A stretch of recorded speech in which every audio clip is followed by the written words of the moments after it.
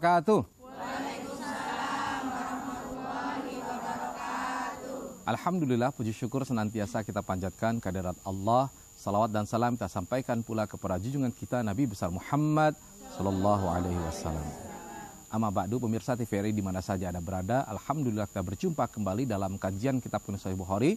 Dan tentunya masih bersama dengan Dr. Ahmad Lutfi Fatullah. Assalamualaikum dokter. Waalaikumsalam warahmatullahi wabarakatuh. Iya, sehat dokter ya? Alhamdulillah, kita baru pulang umrah mas. Masya Allah. Pulang umrah dan alhamdulillah sempat naik ke menara tertinggi di dunia ya.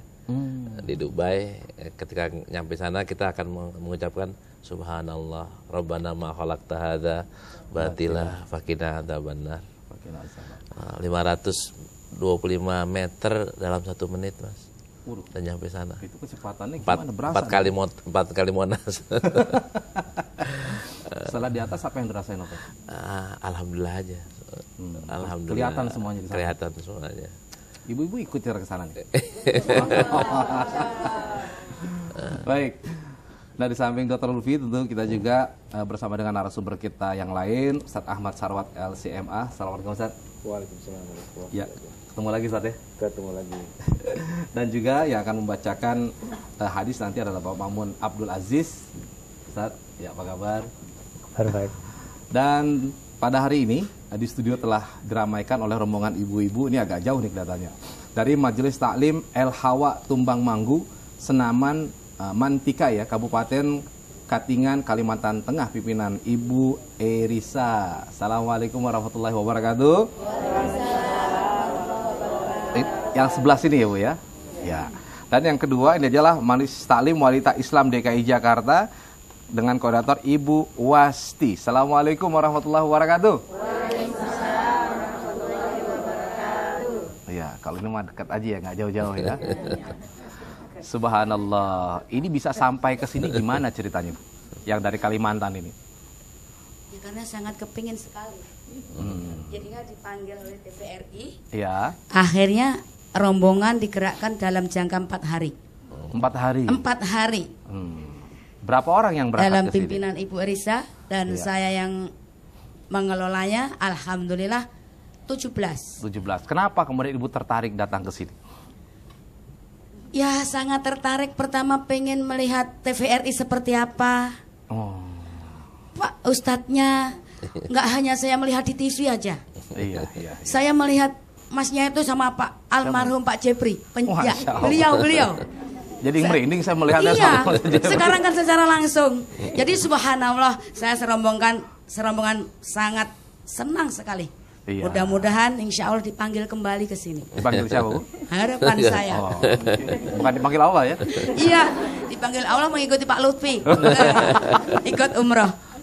Baik, ya alhamdulillah, sungguh luar biasa ya semangat para ibu di sini, subhanallah. Ngomong-ngomong udah izin sama suaminya belum? Sudah. Oh, sudah. Ya. Sudah cucu 6 ini Mas. Oh. Jadi kalau saya jalan nggak perlu Masih izin lagi. cantik ya? Masya Allah, luar biasa. Alhamdulillah. Baik, dokter, barangkali sebelum kita memulai acara kita akan ada kita mengucapkan atau membaca Al-Fatihah ya. Iya, pemirsa TVRI di mana saja berada, rahimakumullah, kita kehilangan ya di acara kajian kitab Kuning Sahih Bukhari ini salah satu dari produser pelaksana Pak Haji Rusli sudah dipanggil oleh Allah Subhanahu wa taala. Beliau adalah yang tukang beres-beresin ya, tukang nyiapin acara kita selama dari awal sampai hari ini, sampai kemarin ya, episode yang kemarin beliau yang nyiapin semuanya. Ternyata beliau udah dipanggil dulu oleh Allah Subhanahu wa taala. Kita doain Bu, kita doain pemirsa sekalian, mudah-mudahan beliau nanti ketemu sama kita di padang mahsyarnya, ketemu Imam Bukhari, kita salaman sama Imam Bukhari dan kita sama-sama mendapatkan syafaat dari Imam Bukhari, syafaat dari Rasulullah sallallahu alaihi wasallam. Dengan niat tadi Al-Fatihah. Alhamdulillah, masyaallah.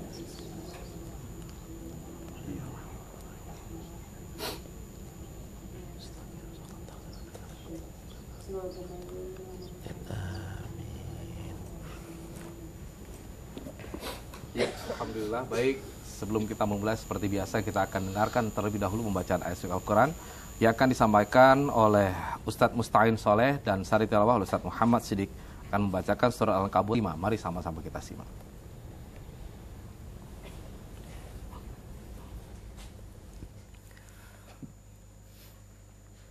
أعوذ بالله من الشيطان الرجيم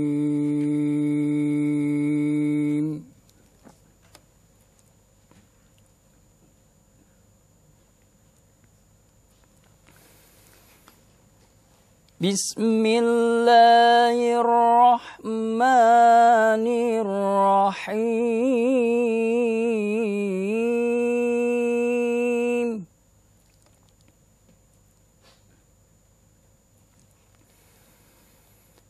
إن الله يعلم ما يدعون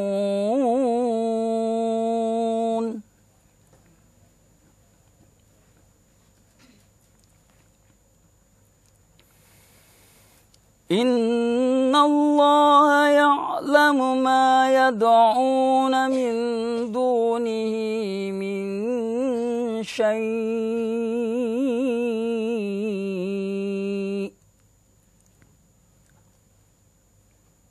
وهو العزيز الحكيم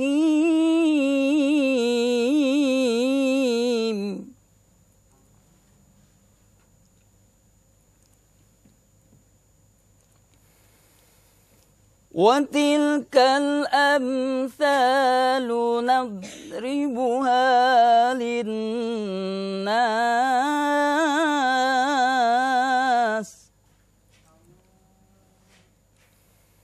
وما يعقلها إلا العالمون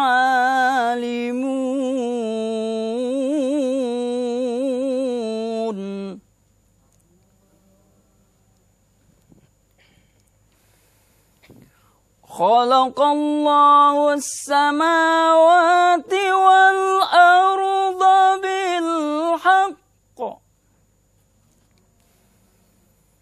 إن في ذلك لآية للمؤمنين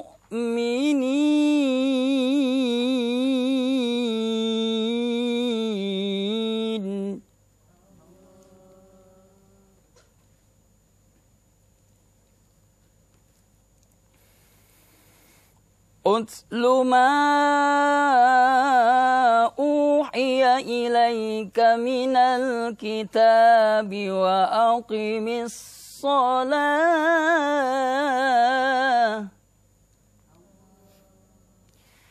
إن الصلاة تنهى عن الفحشاء والمنكر ولذكر الله أكبر ولذكر الله أكبر والله يعلم ما تصنعون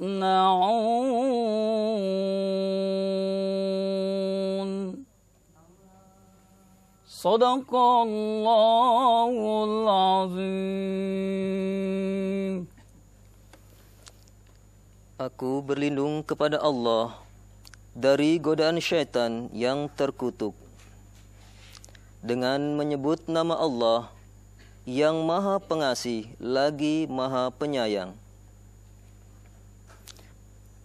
Sungguh, Allah mengetahui apa saja yang mereka sembah selain Dia, dan Dia Maha Perkasa, Maha Bijaksana. Dan perumpamaan-perumpamaan ini kami buat untuk manusia, dan tidak ada yang akan memahaminya kecuali mereka yang berilmu. Allah menciptakan langit dan bumi dengan hak. Sungguh, pada yang demikian itu pasti terdapat tanda-tanda kebesaran Allah bagi orang-orang yang beriman. Bacalah kitab Al-Quran yang telah diwahyukan kepadamu Muhammad, dan laksanakanlah solat. Sesungguhnya solat itu mencegah dari perbuatan keji dan mungkar. Dan ketahuilah, mengingat Allah yaitu salat lebih besar keutamaannya dari ibadah lainnya. Allah Maha mengetahui apa yang kamu kerjakan. Maha benar Allah dengan segala firman-Nya. Ya, alhamdulillah, semoga saja membacakan dan kita semua mendapatkan rahmat dan barokah dari Allah Subhanahu wa taala. Baik pemirsa, sebelum kita lanjut pada kajian kita, seperti biasa saya ingin mengingatkan diri sendiri dan juga pemirsa sekalian untuk sama-sama kita ikut dalam program Gerakan Menghidupkan Sunnah dengan cara menyampaikan 50.000 per bulan ke nomor rekening Bank Syariah Mandiri di 7032902493 atau di rekening Bank BRI Syariah di nomor 1015184888 atas nama Yayasan Pusat Kajian Hadis Indonesia. Baik, seperti biasa kita akan update apa saja yang telah dilakukan di dalam Gerakan Menghidupkan Sunnah ini. Silakan dokter. Ya, alhamdulillah Mas Agus ya. Ya. Sekarang kita lagi persiapan untuk pendidikan habis Ramadan nih, setelah Lebaran.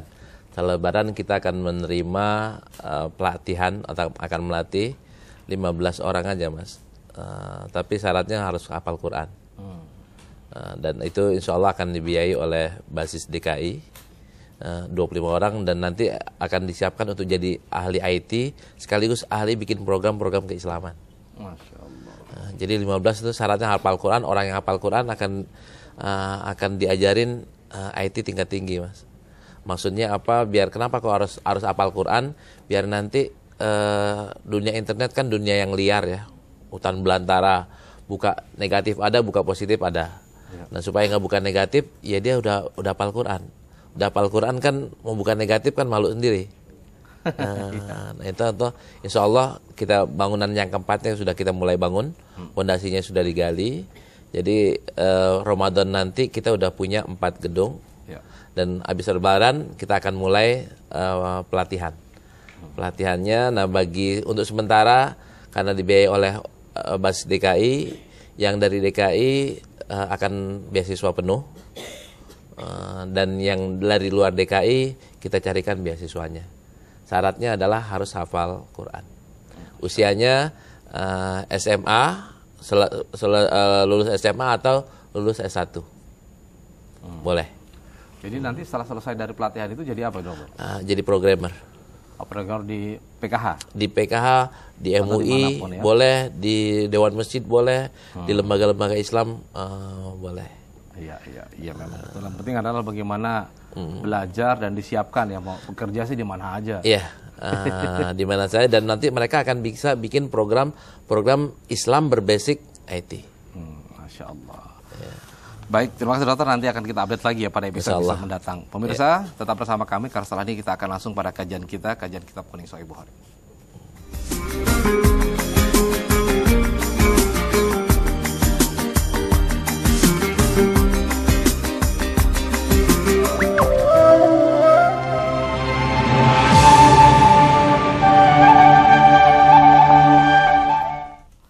Ya, alhamdulillah pemirsa, kita akan langsung saja pada acara inti kita dalam kajian kitab kuning Sahih Bukhari. Silakan dokter. Bismillahirrahmanirrahim. Alhamdulillah wassalatu wassalamu ala Rasulillah wa ba'du. Para pemirsa TVRI di mana saja berada rahimakumullah. Hari ini kita akan lanjutkan kajian kita mengaji kitab Sahih Bukhari. Dan kemarin yang terakhir kita tentang fikih azan dan sekarang habis azan kita melaksanakannya. Namun sebelum melaksanakannya makmum itu harus tahu dulu gimana sih kalau jadi makmum. Imam ada fikihnya, makmum juga ada fikihnya, adzan ada fikihnya. Nah sekarang kita mulai dengan fikih makmum dulu Mas. Nah gimana tuh cara makmum? Kalau umpamanya udah adzan, lari-lari supaya nggak ketinggalan, atau belum adzan udah berdiri, atau udah mulai Allahu Akbar kita baru deketin imam. Banyak sekali permasalahan yang kita bisa kupas ya. Dan kita semuanya rata-rata nih udah jadi makmum semua kan Bu ya. Jadi imam belum tentu, tapi kalau jadi makmum pasti. Nanti permasalahan apa yang ibu rasakan boleh kita diskusikan nanti. Nah, secara teks hadisnya bagi pemirsa di rumah silakan sama ya di Kitabul Adzan. Babnya adalah bab ke-21, bab la yas'a ila sholati wal ya'ti bis sakinati wal wiqar. Itu hadisnya nomor 636. Teks hadisnya kayak gimana? Silakan Ustaz Makmun untuk bacanya. Bismillahirrahmanirrahim. Wa qala ma adraktum fasallu wa ma fatakum faatimmu. Qalahu Abu Qatadah 'anil Nabi sallallahu alaihi wasallam. حدثنا آدم قال حدثنا ابن أبي ذئب قال حدثنا الزهري عن سعيد بن مسيب عن أبي هريرة عن النبي صلى الله عليه وسلم وعن الزهري عن أبي سلامة وعن أبي هريرة عن النبي صلى الله عليه وسلم قال إذا سمعتم الإقامة فامشوا إلى الصلاة وعليكم بالسكينة والوقار ولا تسرعوا فما أدركتم فصلوا وما فاتكم فأتموا. Ya, ini cakep banget Bu ya. Cakep banget tata cara buat makmum ya. Apa kata Rasulullah SAW dari riwayat Abu Hurairah ya? Iza sami'tumul iqamah famsu ila sholati. Jika kalian udah dengar qomat, maka mulailah jalan menuju shofnya, menuju sholat. Nah, ketika jalan, wa'alaikum bisakinah wal wiqar. Ketika jalan, hendaklah jalannya dengan tenang, mulutnya juga tidak ribut, matanya juga dengan tenang. Nanti kita akan jelaskan apa perbedaan antara sakinah dan wiqar. Kalau bahasa Indonesia mungkin dengan tenang ya, dengan tenang. Tapi kata Imam Nawawi ada perbedaan antara sakinah dengan wiqar. Kita terjemahin dulu langsung terusannya. Wala tusri'u, jangan cepet-cepet. Pama adroktum pasollu, yang kalian dapetin ya ikutin, gabung dah tuh sholatnya. Wa ma fatakum fatimu, kalau yang ketinggalan ya ntar tinggal diganti. Jangan maksain diri, Ini secara teks. Ini kan berarti kapan kita dibikin barisan? Ketika imam sudah qomat. Pas Allahu Akbar atau udah selesai. Ini iza uqimat, berarti kalau udah selesai qad qomatis shalah, Allahu Akbar la ilaha illallah, kita baru mendekat tuh. Baru mendekat menuju shaf kita. Barisan kita di mana? Bikin dah shafnya. Ketika shafnya berebut atau enggak? Jangan. Lari-lari atau pelan-pelan, jangan lari. Sampai nanti akhirnya kebikin shaf.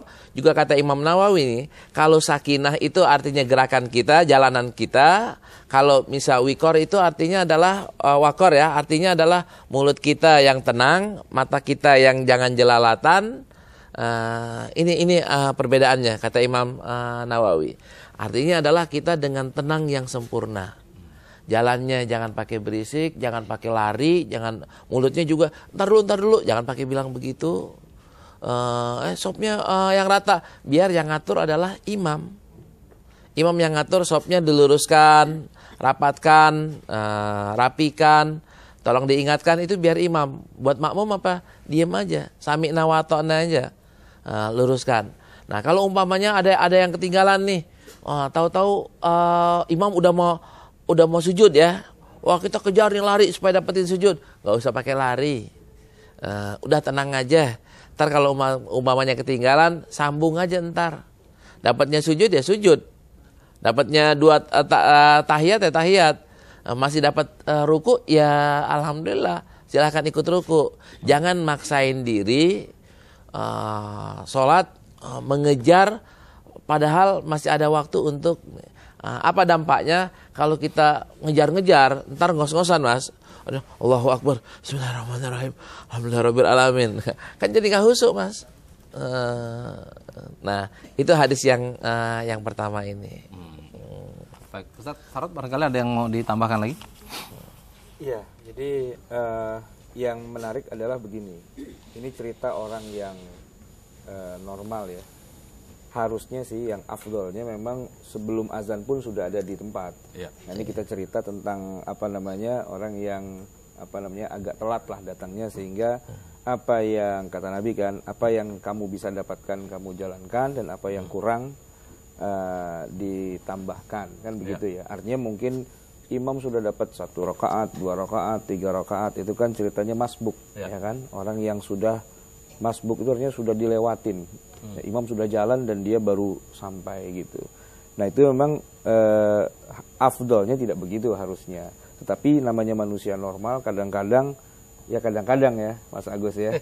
Ya jamaah sudah sudah jalan, kita baru sampai.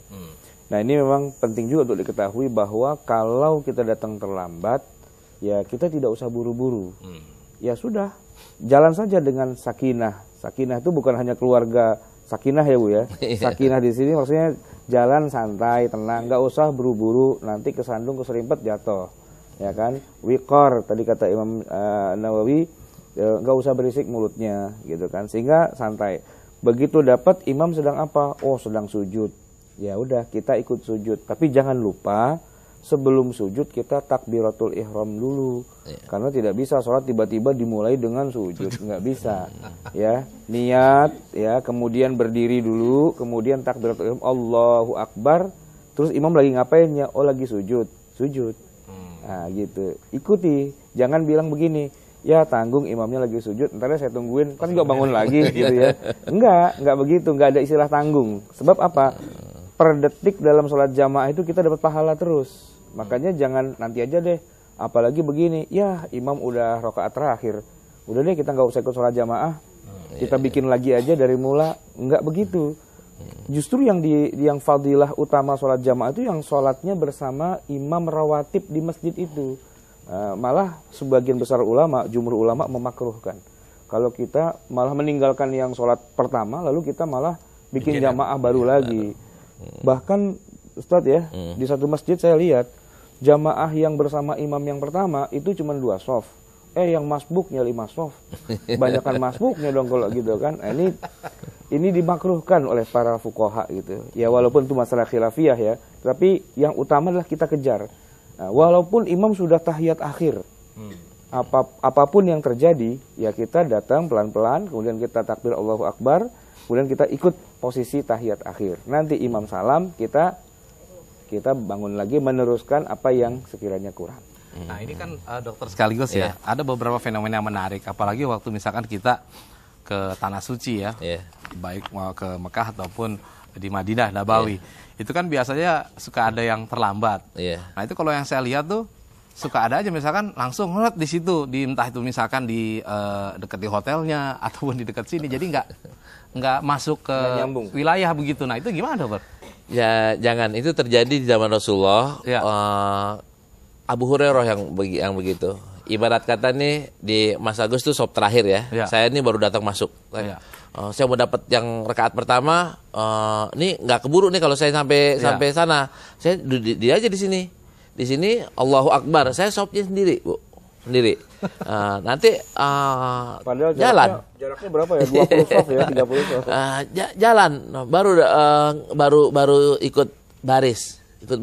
Boleh gak? Rasulullah nggak bolehin. Maksudnya setelah Allahu Akbar ngelangkah gitu? Ngelangkah karena kepengen dapat rakaat pertama. Pengen dapat rakaat pertama, tapi kalau umpamanya di jalan sampai sop, rakaat pertama nggak dapat. Nah, supaya dapat rakaat pertama, jadi pas Allahu Akbar nggak lama kemudian ruku, pas rakaat keduanya jalan dah tuh. Melangkah pelan-pelan sampai akhirnya barisannya masuk ke sop. Kan nggak ketinggalan tuh, rakaat pertamanya nggak ketinggalan. Boleh atau tidak? Kata Rasulullah, jangan berbuat kayak begitu. Udah, kalau emang ketinggalan ya udah ketinggalan. Ntar ditambahin aja 1 rakaat lagi. Jangan pakai begitu. Berarti kan dia sopnya kan nggak ada, Mas. Nah, itu nggak bolehnya karena memang softnya nggak ada atau karena melangkahnya lebih dari sekian langkah? Sopnya nggak ada.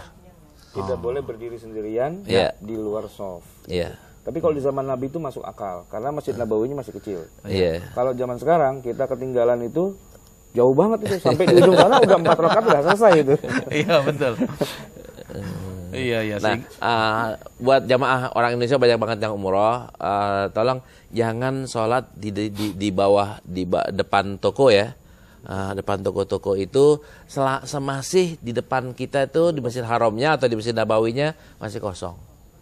kalau alasannya enakan ademan di toko ada AC. Kalau kita bagian luar nggak AC, panas gitu. Jangan karena itu. Tapi kalau umpamanya udah penuh sampai ke toko, silahkan sholat di depan toko. Tapi kalau masih kosong, jalan aja. Atau ada juga di hotel kebetulan dekat gitu, Ka'bahnya kelihatan, buka aja jendela tuh. Iya. Wah kan Allah ngikutin gitu. Nggak sah jamaahnya, Mas. Walaupun kelihatan. Terputus. Nah ini nanti ya apa bedanya? Kan ini tetap jamaah di Masjidil Haram juga. Kan sholat jamaah itu afdoliyahnya ada mengikut dari awal rakaat. Nanti juga ada hitungan shopnya. Nah kalau kita umpamanya di depan hotel, depan toko, shopnya ke berapa ratus, Mas? Susah malaikat nyatetnya. Nah kan kalau umpamanya di dalam kan enak tuh. Apalagi kalau di dalam itu iktikaf bisa gitu. Di Masjid Haram. Kalau depan toko iktikafnya di depan toko. Kan jadi salah. Harusnya wa antum akifuna fil masajid menjadi wa antum akifuna fi ad-dakakin gitu ya. Iya. Masya Allah. Nah, kita lanjutin, Mas. Lanjutin. Nah, sekarang nih kita mulai dirinya kapan nih? Tadi kan kalau jalannya diatur hadis yang pertama, jalannya jangan buru-buru. Tenang aja, pelan-pelan aja. Ketinggalan pun nggak apa-apa. Nah, terus kalau umpamanya mulai berdirinya, kita udah dalam masjid nih, mulai berdirinya kita sholat itu kapan? Nah, kita baca teks hadisnya, Ustaz. حدثنا مسلم بن إبراهيم قال حدثنا هشام قال كتب إلي يحيى عن عبد الله ابن أبي قتادة عن أبيه قال رسول الله صلى الله عليه وسلم إذا أقيمت الصلاة فلا تقوموا حتى تروني. Ya. Nih hadis ini Rasulullah SAW bersabda, "Idza uqimatis shalah fala taqumu hatta tarawni." Jika sudah dikumandangkan qomat untuk sholat, fala taqumu, jangan diri sampai kamu melihat aku. Lihat aku maksudnya apa? Lihat imam. Jadi kalau misalnya imam udah maju ke depan, kita baru mulai berdiri. Repotnya kan kita imamnya terlambat gimana, Mas? Di zaman Rasulullah kan imamnya cuma satu, Bu ya. Imamnya cuma Rasulullah. Nah, buat yang imam rawatib jangan terlambat. Imam rawatib ini sebagai isyarat banget. Ayo kita mulai sholat. Nah, apakah ini wajib ya? Kalau misalnya saya diri duluan gimana? Batal nggak sholat saya? Atau saya langsung duduk lagi? Enggak. Kalau emang kita udah diri duluan, udah diri aja deh, nggak apa-apa. Tungguin aja imam. Ini kan bukan bagian dari sholat, Bu ya. Bukan bagian dari sholat. Cuma kalau umpamanya mau yang cakep banget, mau yang kayak Rasulullah banget, kita dirinya itu pas imamnya udah mulai berdiri ke nian imam, ke mihrab imam. Kita baru udah berdiri. Jangan ngedulin imam. Itu teori dasarnya. Tapi sekali lagi bagi yang udah duluan boleh atau tidak? Boleh. Bab bolehnya kan boleh. Tapi bab abdolnya beda. Iya. Baik. Ustaz Sarwat, ada lagi? Kebetulan memang Nabi itu rumahnya nempel sama masjid, ya kan. Jadi sebagai kepala negara juga, sebagai imam masjid juga, dan rumahnya pun di masjid. Di zaman sekarang ini kepala negara tapi nggak pernah jadi imam, dan imam nggak jadi kepala negara. Tapi di masa Nabi itu beliau adalah sosok kepala negara sekaligus imam rawatib. Pengganti beliau pun Abu Bakar, Umar, Utsman, Ali itu kepala negara sekaligus imam rawatib. Maka kalau mau pilih kepala negara, kita lihat dia jadi imam rawatib apa enggak gitu. Kalau imam rawatib aja nggak bisa, berarti jarang-jarang sholat dia kan. Paling enggak begitu ya. Jadi gini, Rasulullah itu rumahnya nempel sama masjid. Kalau dia buka pintunya langsung dia barisan depan, mihrabnya. Jadi Bilal itu kan muadzin Nabi. Dia azan, orang-orang berdatangan, tapi beliau tidak berani qomat kalau belum lihat Rasulullah. Gitu. Makanya pernah satu kejadian dalam sholat Isya. Rasulullah itu agak terlambat. Memang mungkin sengaja, wallahu alam ya. Nah, Bilal tuh ngeliatin aja pintu rumahnya Nabi. Kok nggak keluar-keluar nih Nabi? Gitu. Itu sengaja, Ustaz. Sengaja ya? Ya, riwayatnya sengaja. Berarti kan kemudian, tapi masalahnya Bilal kan nggak berani ngetok pintu rumahnya juga. Nggak berani gitu kan. Woi cepetan woi, nggak begitu kan. Nah, akhirnya ditunggu aja udah. Ada yang terkantuk-kantuk, ada yang apa. Begitu Nabi datang, set, Nah, kata Bilal, nih dia yang kita tunggu-tunggu, qomat. Nah, jadi jamaah itu memang berdiri untuk sholat dan qomat itu ya setelah imamnya datang. Memang imam tuh boleh datang terlambat. Dalam arti, dalam konteks di masa Nabi ya, karena Nabi rumahnya memang di depan. Nah, kalau zaman sekarang disiasati Ustaz.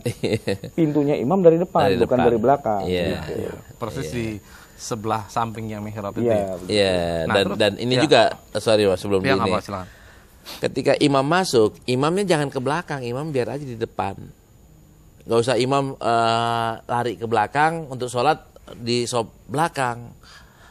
Terus imamnya kan mau tahiyatul masjid, imamnya kan mau sholat qobliyah, imamnya gak usah tahiyatul masjid, imamnya gak usah qobliyah, qobliyahnya di rumah, qobliyahnya di rumah.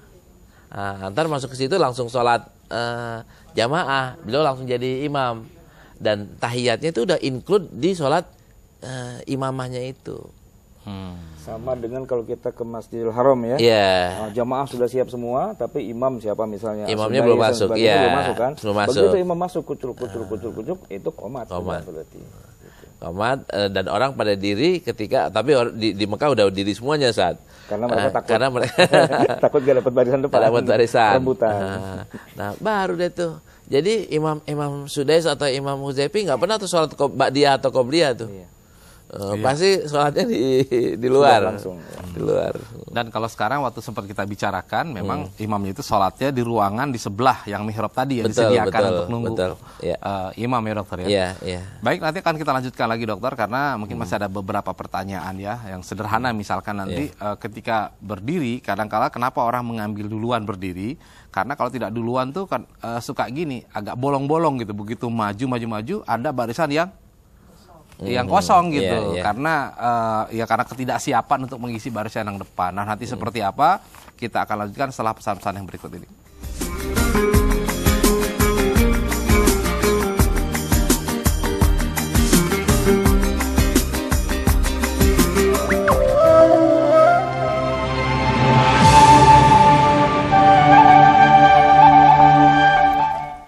Ya, alhamdulillah, terima kasih pemirsa, Anda masih bersama kami dalam kajian kitab kuning Sahih Bukhari.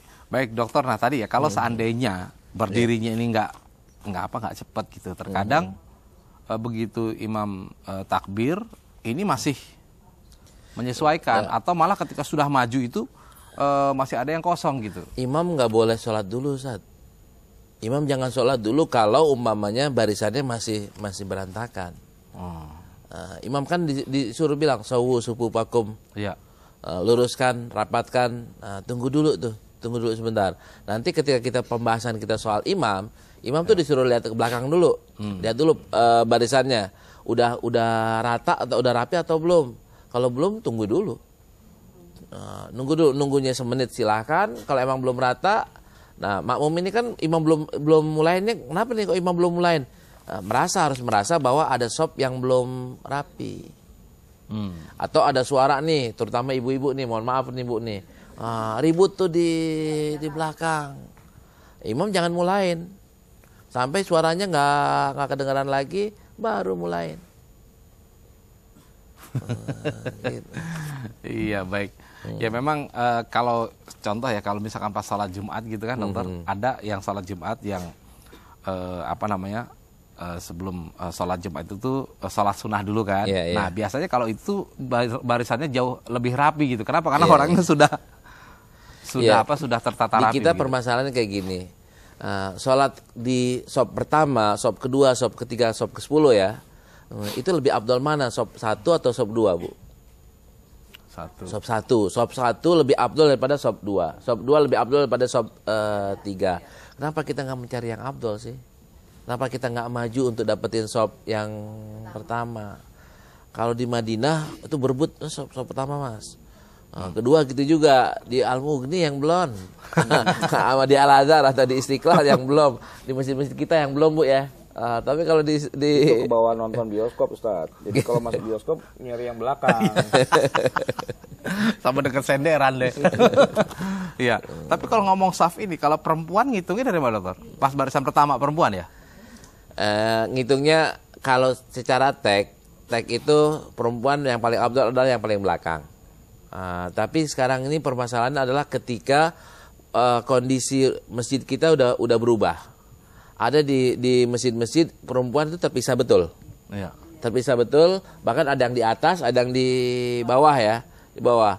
Nah, kalau yang kayak begini, apakah sop yang paling belakang yang lebih afdol? Kalau menurut saya nih, ini ijtihad ya, boleh jadi salah. Mungkin ijtihad saya beda sama Ustaz Sarwat atau sama, wallahu alam. Untuk tempat yang terpisah, sop yang pertama lebih afdol daripada sop yang terakhir.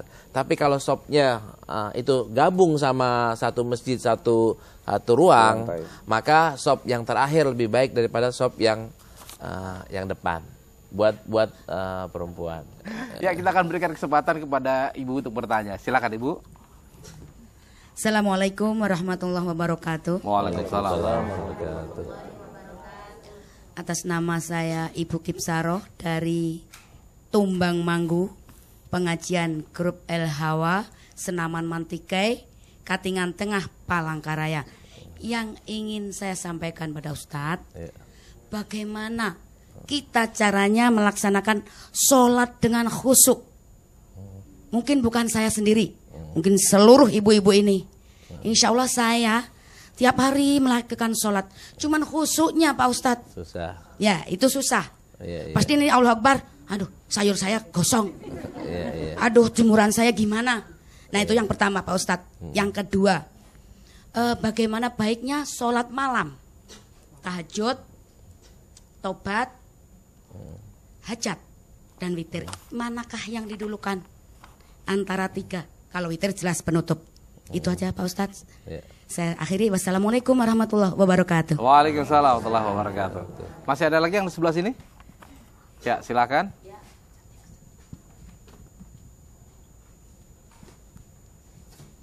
Assalamualaikum warahmatullahi wabarakatuh. Waalaikumsalam warahmatullahi wabarakatuh. Saya Ibu Hajah Umiyati dari pengajian El Hawa, Tumbang Manggu. Hukumnya apa Ustadz? Jika sudah masuk waktu sholat, kita tidak mendengar azan atau qomat, terus kita sholat. Sekian dan terima kasih. Wassalamualaikum warahmatullahi wabarakatuh. Waalaikumsalam warahmatullahi wabarakatuh. Ya, sebelah kanan sekarang, silakan. Bismillahirrahmanirrahim. Assalamualaikum warahmatullahi wabarakatuh. Waalaikumsalam. Nama saya Nur Tuanaya dari PW Wanita Islam DKI Jakarta. Menyambung pembahasan tadi Pak Ustadz, bahwa kenyataannya untuk menentukan saf mana yang paling baik bagi kami makmum wanita, kenyataannya yang kita alami sehari-hari, terutama bulan Ramadan ya Pak Ustadz, itu kita kalau mengambil saf yang paling belakang, otomatis tidak akan nyaman selama rakaat pertama sampai selesai. Karena kenyataannya yang di belakang itu selalu diisi oleh anak-anak remaja yang pada umumnya sering ngobrol pada saat sholatnya berlangsung. Itu sudah saya perhatikan bertahun-tahun kalau saya ikut berjamaah, terutama untuk bulan Ramadan. Begitupun pada saat kita sholat di salah satu masjid, kalau kita sedang berjalan untuk mengikuti jamaah, kita mampir di salah satu masjid, itu ada sudut yang memang sudah ada tabirnya atau hijabnya, kita sholat di situ, kita ngambil saf terakhir pun tidak nyaman karena ada ibu-ibu yang membawa anak-anaknya dan ada orang-orang sekitar dari masjid itu, entah itu keluarga pengurus ataupun orang terdekat, ikut sholat yang mungkin mereka mengadakan tiap hari ikut terus. Jadi kita tidak nyaman. Nah bagi saya, apakah kita harus mengambil saf pertama sementara hadis mengatakan bahwa itu tidak nilainya baik. Jadi pribadi saya, apakah kita harus ngambil depan atau beberapa saf dari saf per wanitanya. Dan satu lagi, ini mungkin titipan dari ketua kami dari Wanita Islam. Sebaiknya kami para ibu yang ingin mengikuti jamaah sholat subuh di masjid, lebih bagus manakah kita menyiapkan perlengkapan kita sebagai peran seorang ibu ataukah mengikuti sholat berjamaah subuh di masjid terdekat. Sekian, terima kasih. Assalamualaikum warahmatullahi wabarakatuh. Waalaikumsalam warahmatullahi wabarakatuh. Ada satu lagi silakan. Ya. Bismillahirrahmanirrahim. Assalamualaikum warahmatullahi wabarakatuh. Waalaikumsalam. Nama saya Ibu Kalsum Tuanani dari PW Wanita Islam DKI. Yang ingin saya tanyakan ya Ustadz, Kalau kita para makmum ini wanita, ibu-ibu nih di belakang, padahal udah diperingati sama imam, luruskan dan rapikan saf. Tapi kalau ibu-ibu tuh Pak Ustadz susah diatur. Kadang kan suka bawa sajadah tuh gede-gede, besar ukurannya. Jadi waktu berdiri itu dia berdiri pas sajadahnya. Jadi saf itu tidak rata, tidak rapi, pokoknya tidak teratur lah Pak Ustadz.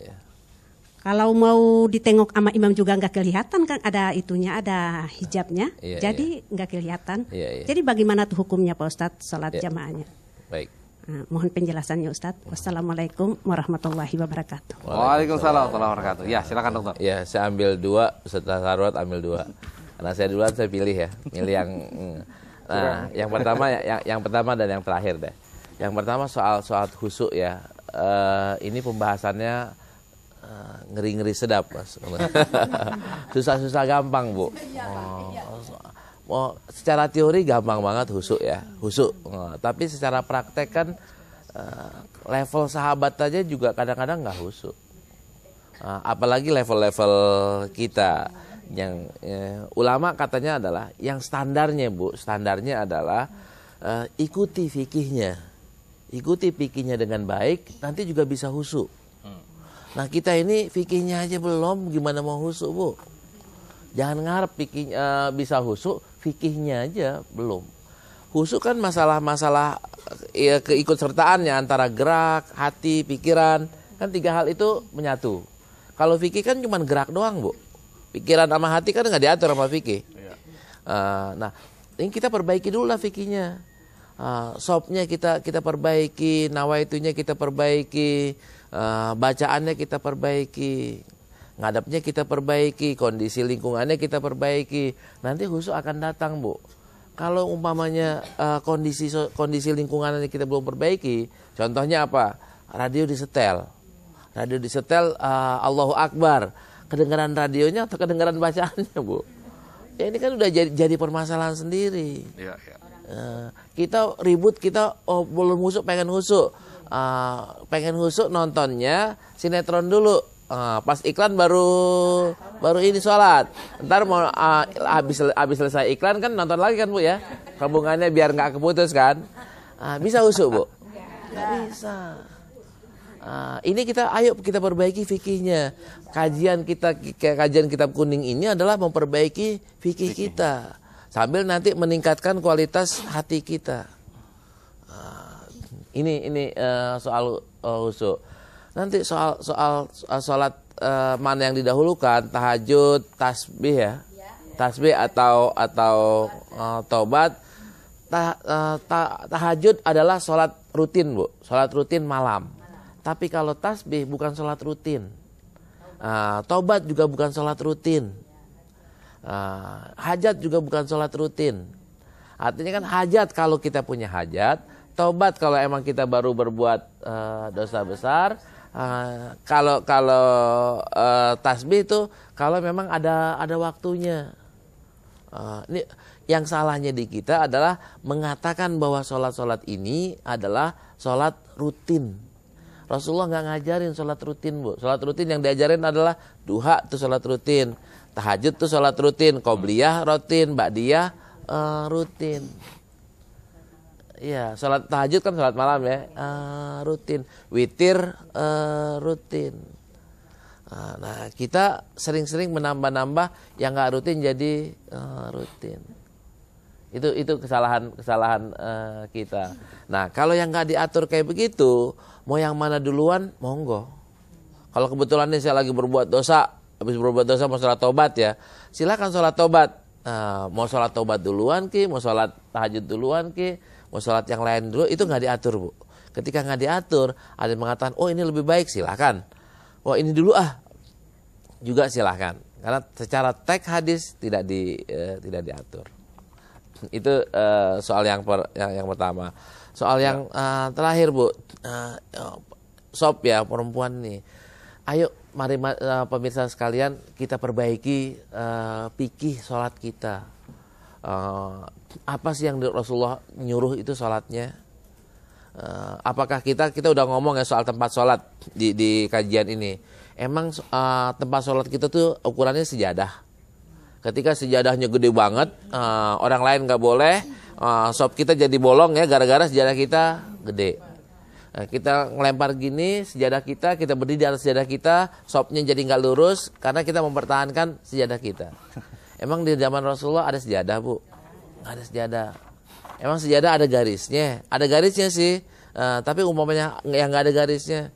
Standarnya itu bukan garis, bukan sejadah kita. Standarnya adalah lurusnya soft. Apakah nanti itu di awalnya kayak gimana? Soal sejadah yang sekarang ini ada tempat kakinya ya, merupakan kesepakatan, Bu. Kesepakatan satu masjid.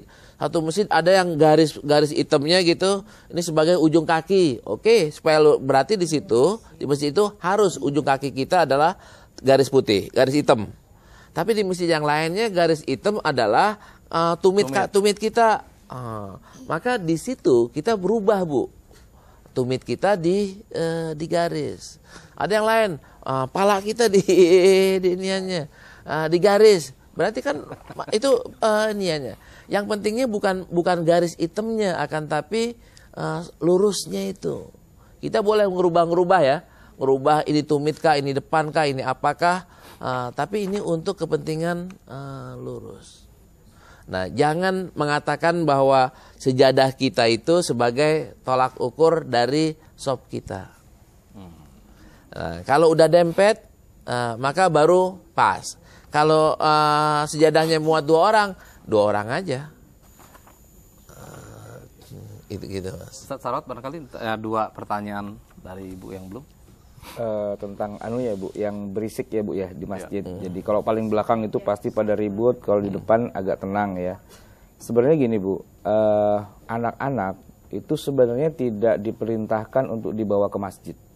Sebab Nabi hanya mengatakan muru auladakum bisolati lisab'in. Mulai perintahkan anak mau sholat itu, maksudnya dibawa ke masjid itu di usia 7 tahun. 7 tahun itu sudah mumayyiz. Mumayyiz itu artinya sudah bisa diatur. Jadi dia tidak lari sana lari sini gitu kan, atau main kapal-kapalan atau main tak umpet dan sebagainya, enggak. Nah, gitu ya. Udah bisa diatur. Maka oleh karena itu kata Nabi muru auladakum lisab'in. Kalau umur 3 tahun, apalagi 2 tahun setengah yang masih cerek-cerek gitu dibawa ke masjid, itu cuma ngeberisikin doang. Kecuali darurat sekali. Darurat sekali itu dalam arti gini, memang di rumah nggak ada orang yang jagain, daripada dia home alone gitu ya. Nah, dibawa terpaksanya. Tapi itu pun harus, kan Nabi pernah juga gendong cucu beliau ya, Hasan atau Husain atau Umamah binti Zainab itu sekali-sekali aja. Itu pun juga udah sempat bikin repot juga kan, sampai Nabi sujud tuh nggak bangun-bangun, ya kan? Makmumnya pada bingung, ini ada apa? Jibril turun apa gimana nih gitu. Ada satu yang ngintip, ternyata Hasan lagi nangkring di atas punggung Nabi kan. Nah, itu kan bikin masalah sebenarnya kan. Nah, tapi itu kejadiannya hanya sekali ya kan. Nah, setelah itu enggak gitu. Maka jangan dibiasakan membawa anak-anak kecil itu ke masjid. Memang sih benar kita disuruh melatih anak, tapi ada usianya. Nah, dan kecuali kalau darurat dan memang anaknya bisa diatur. Kalau anaknya pecuculan, biayaan gitu, jangan gitu. Itu malah merusak kehormatan masjid itu sendiri. Ini yang perlu ditekankan. Iya. Masih Pak nggak denger tentang komak sama azannya. Ya sudah masuk waktunya, tapi kita nggak dengar azan, nggak dengar komat. Boleh nggak kita sholat? Ya memang syaratnya sholat itu nomor 1 adalah masuknya waktu. Tidak harus dengar azan, tidak harus dengar komat, ya kan? Kalau rumah kita dekat masjid, lalu ada muazinnya yang rajin ya. Kadang-kadang ada juga masjid yang muazinnya kurang rajin. Ya, artinya kadang-kadang ada azan, kadang-kadang enggak. Nah, kalau gitu kita patokannya ya lihat jadwal waktu sholat ya. Kalau memang sudah masuk ya kita sholat gitu. Tapi kalau kita ada di masjid, memang mau nggak mau masjidnya yang ada imam rawatibnya, kita tidak boleh memulai sholat swasta. Nah, karena ada sholat swasta itu maksudnya apa? Kita bukan imam masjid, ya kan? Kita cuma jamaah biasa. Sudah masuk waktu sih memang, tapi imamnya kok belum datang. Lalu kita sholat sendiri sama bikin jamaah duluan, itu malah nggak boleh. Kalau masjidnya ada imam rawatibnya, kita harus menunggu imam dulu. Tapi kalau ibu di rumah ya, memang kalau wanita kan memang tidak wajib ke masjid kan. Mau ke masjid monggo, nggak ke masjid nggak apa-apa, nggak wajib gitu kan. Ya sudah berarti di rumah, oh sudah zuhur, tapi kok masjid itu nggak azan-azan ya. Tapi kalau lihat jadwal waktunya sudah masuk, ya boleh kita sholat. Silahkan saja. Baik, dokter, waktu kita sudah habis ya. Silakan dokter, kita akan membacakan ya kuis pemenang dan sekaligus nanti kuis yang sekarang. Baik, saya buka filenya dulu, Mas. Ya, pemenang kuisnya, pertanyaannya siapakah orang tuanya Bilal ya, ayahnya Bilal? Ya, Robah ya. Robah. Pemenangnya ada 3, Mas. Ada Andrian Wahyudi, ada Qurratul Ain di Cirebon, dan ada Endri Setiawan. Ya, baik. Kemudian yang berikutnya, dokter. Yang sekarang nih, pertanyaan yang sekarang ya. Pertanyaan sekarang tadi, bolehkah kita lari-lari mengejar rakaat? Lari-lari untuk ikut sholat ya, ikut jamaah. Di masjid kita lari, apakah boleh? Ya, nanti jawabannya. Ya, jawabannya Ibu, silakan kirimkan SMS ke 0818995993 atau ke email pusatkajianhadis@gmail.com. Ya, yang beruntung nanti akan mendapatkan bingkisan dari Pusat Kajian Hadis. Silakan dokter, sekaligus kita menutup ya. Ya, sebagaimana biasa untuk penutupan kita baca Sayyidul Istighfar ya. Sayyidul Istighfar. Dan kita sambung dengan raditu billahi rabbah. Bismillahirrahmanirrahim. Allahumma anta rabbi la ilaha illa anta khalaqtani wa ana abduka wa ana ala ahdika wa wa'dika mastata'tu a'udzu bika min syarri ma sana'tu abu'u laka bi ni'matika alayya wa abu'u laka bi dzambi faghfirli fa innahu la yaghfiruz dzunuba illa anta. Raditu billahi rabba wa bil islami dina wa bi Muhammadin nabiyya. Ya, alhamdulillah. Insya Allah kita akan berjumpa kembali pada kajian di minggu depan. Terima kasih atas perhatian Anda dan juga Ibu sekalian ya. Dan mari sama-sama kita tutup dengan doa penutup majelis. Subhanakallahumma wa bihamdika asyhadu an la ilaha illa anta astaghfiruka wa atubu ilaik. Wabillahi taufiq wal hidayah. Assalamualaikum warahmatullahi wabarakatuh. Waalaikumsalam. Berusaha dan berwala kehadirat Allah yang esa. Janganlah hanya berdiam diri mengharap rezeki datang sendiri.